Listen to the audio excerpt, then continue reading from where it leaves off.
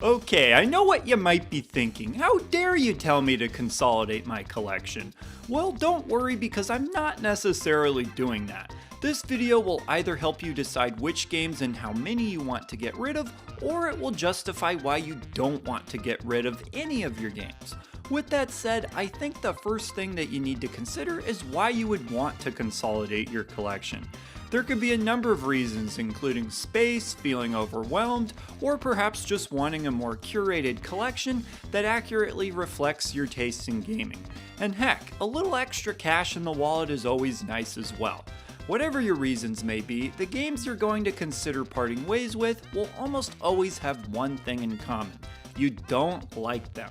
Seems like a pretty basic idea, right? And who the heck buys games that they don't like anyways? Well, sometimes we can get so carried away with collecting that we end up with games we don't actually enjoy. I mean, we can't always try out every single game before we buy it, and it's pretty reasonable to think that there's just gonna be some games we don't enjoy by default. But what if we just like having a game in our collection? It's enjoyable to own it even though you'll never play it. Well, that's up for you to decide, but if you do end up deciding that you don't want to have games you have no intention of playing, then that's a great opportunity to downsize your collection. Another big consideration to make is whether or not you need multiple versions or releases of the same game. As an example, let's talk about a game I seem to mention a lot on this channel, Symphony of the Night. Okay, so I own this game on both the PSP and the PS1, and there's a whole bunch of reasons for why I do this. The main reason is because the PSP version contains multiple games, including the English translated version of Rondo of Blood, which is arguably my favorite Castlevania game. The other reason is that the PS1 and PSP versions actually have different translations, and the PSP version is portable, while the PS1 version can be played on an old CRT TV with scan lines. So for me, it's worth having both versions. But then let's take a look at a different example, being the Mega Man X games. I considered buying the Mega Man X collection, but ultimately decided not to because I already own the individual games in the series that I like best, and decided that's the way I would prefer to play them. Plus, the original versions of the game just feel more collectible to me, and that's something to consider as well. However, if owning the original games isn't important to you, then you could also go the opposite way on that one, by owning the compilation and selling off the individual games. Sure, the individual copies of the games might have more monetary value, but maybe that doesn't matter to you. The value of a game to a certain collector may vary depending on a number of things, besides just its value in the secondhand market. Maybe a certain version of a game is more valuable to you for some personal reason. For example, I keep the GameCube version of Resident Evil 4 because it's the version that I grew up with and played first, and the gameplay experience on a GameCube is still enjoyable enough for me that I don't feel the need to play some of the more modern HD re-releases. But perhaps some of you might feel differently, in which case you'd have to decide if you want to keep each version around for both sentimental and practical reasons, or maybe just keep one of the versions depending on what matters to you. These considerations also apply to stuff like entire consoles themselves. Maybe you have some consoles that you don't play a lot, or perhaps ever. Do you need to keep them around? Well, maybe you're happy just to have them as a collectible, or perhaps for one day down the road where you might get really into playing them. Heck, even other collectible stuff like amiibos can be sold off if you want. Also, something else I see collectors take into consideration a lot is how many games they have for a given console. It can be tempting to have a pretty substantial library for each console.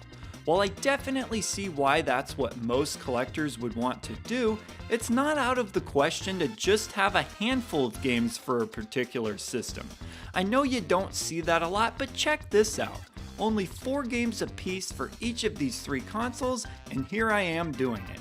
For me, I've combed through the libraries of each of these systems, and these are just the only games that I feel the need to own. Doesn't mean I think all the rest of the games are bad, it's just what works for me.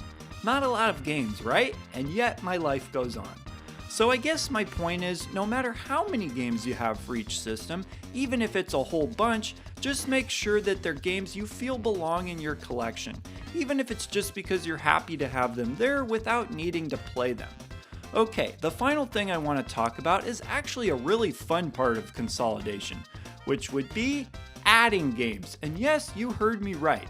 Here's the thing, it's possible to add a handful of games while subtracting a whole bunch of games from your collection, and you're still consolidating so long as you end up with less games overall than you started with. Am I speaking your language now or what? I found this to be a really effective strategy, especially for buying expensive games. It shouldn't come as a surprise that not all collectors just have infinite money to burn, and so oftentimes the most guilt-free way to buy more games, especially expensive ones, is with money from games that you've sold. For example, say you were able to sell a whole bunch of games from your collection that you considered to be crap in order to purchase a copy of Panzer Dragoon Saga or, some other really expensive game that maybe you've always wanted. Is that not at least an intriguing idea?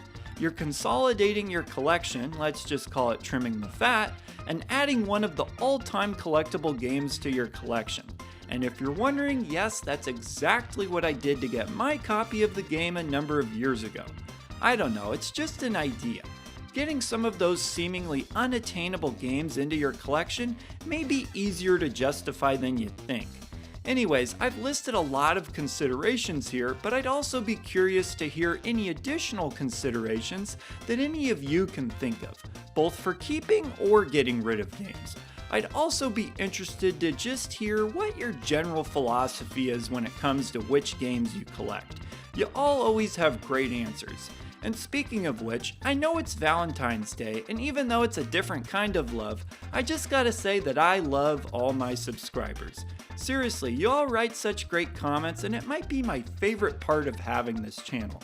I know my channel doesn't have a lot of subscribers, but I just gotta say how impressed I am with the quality of subscribers. Anyways, thanks for watching as always, leave those comments down below, and I will see ya in the next video.